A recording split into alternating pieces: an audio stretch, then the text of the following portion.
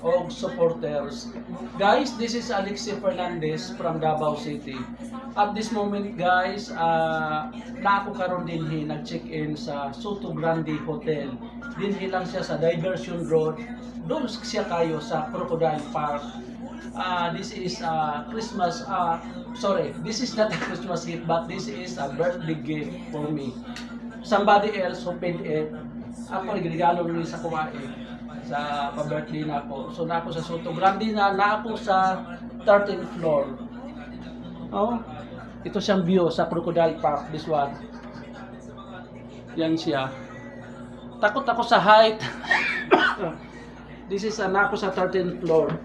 Okay na siya, may TV akong room, medyo hindi siya yung kadakuan, pero 2 beds. May TV ako, may telecon, then may coffee, then may pa,